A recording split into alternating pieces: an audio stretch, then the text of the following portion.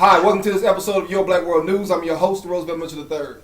Today I'm joined by film producer, Mr. Marcus Smalls. How's it going today, Marcus? Everything is going great, man. I know the weather up there is horrible. I know it's cold, but it is bright and sunny down here in, like I said, Chicago, but Orlando. So I'm loving it. Thank you for that. So yesterday, Marcus, we lost an entertainment giant in the African American community, Natalie Cole, Grammy Award-winning singer and unforgettable, literally unforgettable, Natalie Cole, daughter of Nat King Cole. And today we lost an intellectual giant in Dr. Frances Cress Welsing. And when you talk about white supremacy and understanding white supremacy and breaking down white supremacy, you're talking about Dr. Welsing. And I seen your trailer of the Code of Conduct. And you touch on the 9 major areas that Dr. Welsing spoke about as well. So how does this affect you or make you feel to know that she has moved on? Well, first of all, Natalie Cole is definitely a legend. Her legacy will live on. And when it comes to Dr. Frances Cress Welsing, it took me a long time to really know her name fully. Her name was really tricky. But when it comes to her, like, I was really sad. Like, I saw the post that she was in the hospital and stuff like that, but I thought, maybe she'll pull through. But when I saw the message this morning, I'm just like, oh my God, man, that thing ripped my heart out. I really, really admire her, really respect her. She was, the first time I ever saw her was in Hidden Colors. And I was like, who's this? This woman is like dropping heat. She is dropping heat. Yes. And I started looking up her YouTube videos. Like a lot of people within that film, but she stuck out because, like, she was so brave. I saw her on one show. I want to say it's Donahue or Maury's show or something. It's a long time ago. And she just took on the crowd. Like, she was just, like, she was there. You could tell her energy, her presence was there, and, a lot of the ideals that she spoke of, like with the ISIS papers, her book or whatnot, it put life into another perspective. I'm not just talking about, like, just white supremacy and stuff like that, just life and how human beings are. Basically her theory was that white supremacy really exists. One of the reasons why it exists is because that, the Caucasoid race or, the Caucasians are scared of genetic annihilation because we can produce like an albino, we can produce like a Caucasoid, but they can't really produce us because they don't have melanin. We have the melanin. And so if we outnumber them and interbreed with them, then we'll end up killing off that race. Exactly. And which is why partly she said that the homosexuality in the black community was manufactured by Caucasians to control population. Yeah, exactly. Listen, that's a good theory. I mean, it makes sense. I'm not gonna say I'll put all my eggs in that basket, but it definitely makes sense. So. I definitely respect her, and you know what? You know how these legends, when they die, they become infamous. They become even bigger. I hope that happens with her. Like when Tupac and Biggie was alive, I think we took them for granted. And Martin Luther King and Malcolm X, we took them for granted. But, when they die, it's like they become icons. And I hope that she will become an icon. She's an icon in my heart. I really respect her, and, rest in peace. And mine as well. She, like, literally lit my intellectual fire, man, with the ISIS papers and then the theories that she has proposed. As a black female, she doesn't even get the love that she should have gotten, right? So I'm hoping that now, since it's an unfortunate situation that she has passed, but I hope that now, since everyone is looking at her, they can really dig in her work. And, man, because, I mean, again, she introduced what? The melanin theory. Right? Yeah, exactly. She doesn't get enough love, and we all know if she was a man, she would have got more love, man. And I mean, the woman was bad. The woman was bad. That's why I was deeply sad. Like I said, when I saw that this morning, the Melanin Code, that this whole film is dedicated to her and the fight that she put up. I mean, this woman was brave. I mean, you got to think about it. One of the people that I really look up to is Neely Fuller, Dr. Neely Fuller.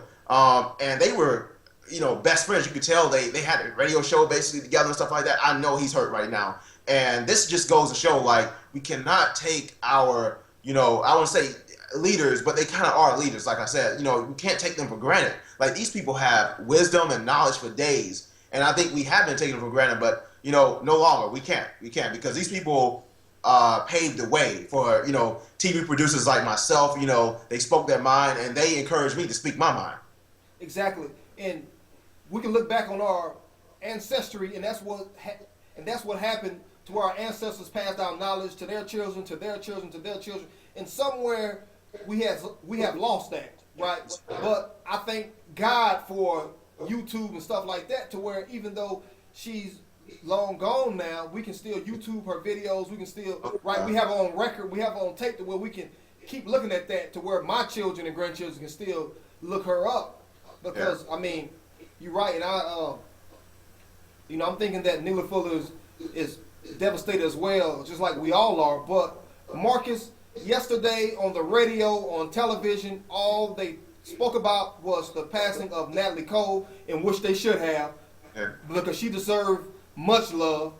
Why are we not seeing that same love with Dr. Welsing? Oh well, Natalie Cole was she was definitely a legend, but she was an artist. She sang songs. She didn't sing songs about white supremacy. It didn't, it wasn't threatening. Frances Welsing, talked about white supremacy, took it on the head. You're not going to get on anybody's, legends list when you do that on, the media coverage, stuff like that. She was just too radical, too hardcore in their eyes. So, no, I wouldn't expect that. Definitely not. Exactly, but again, she doesn't get enough love. Look how courageous she was to speak about that and say those things that she said. And anyone out there, if you're watching this video, if you hadn't read the ISIS papers, please go and pick it up. And if you don't like to read, I understand, go on YouTube and look up some of her videos. The woman was courageous. So when I think about a Harriet Tubman and her legacy, I think about Dr. Welsing and her courage, right? Because put them in the same category. Exactly, because courage is not the removal of fear, it's the working through it. Exactly. And she worked through it and kept going and didn't give up. And and ultimately it wasn't about the fortune and fame of, all these grand things. She was about truth. And whenever we have ancestors who are about truth and willing to pay that cost, we should respect them dearly. Exactly. And you know what? She's the type of woman, I don't even think she had fear. I don't even think fear ran in her mind, everybody's human, and I'm sure of that, but that woman, when I looked at her, I saw a level of respect, for a lady. She could out-talk any man, she was so intelligent. You could just feel like, just her energy, her aura. I just really wish I could have met her. Yeah, me too. I really wish I could have met her, because what I find with those driven people like that, they just being in their presence, they give off a certain type of energy.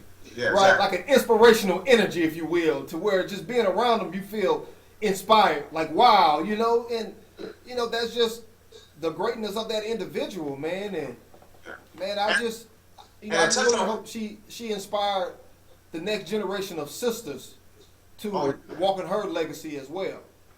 Yeah, and to touch on what you're talking about, the mass media, the mainstream media. This is why it's so important. This is why I would not stop stressing this. Group economics. Group economics can change anything. Like we rely on CNN, MSNBC, and some of y'all rely on Fox, but we're not even gonna get on that one. But you rely on these mainstream media, they're gonna put out what they want to put out.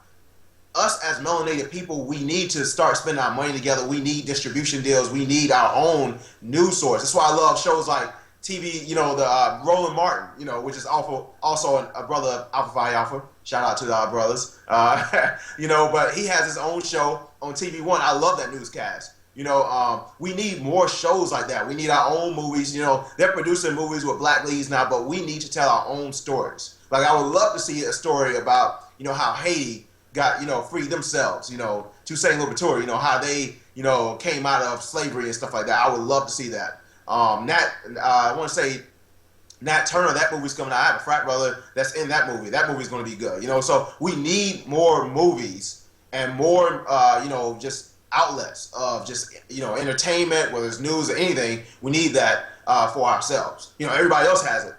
We need it. That's why we need a code of conduct. Well, I thank you so much for speaking about this and taking time out of your sunny day in Orlando to speak with me, brother. Exactly. But I'd like to give you the last word. Everybody just remain safe. You know, definitely. You know, this is about Natalie Cole and Dr. Francis Wilson. You know, definitely look up their videos on YouTube, especially Dr. Wilson's. And just stay positive, stay blessed. Happy New Year, it's 2016. Stay safe. I hope you enjoyed this segment of Your Black World News. And until next time, my friends, be blessed and be encouraged.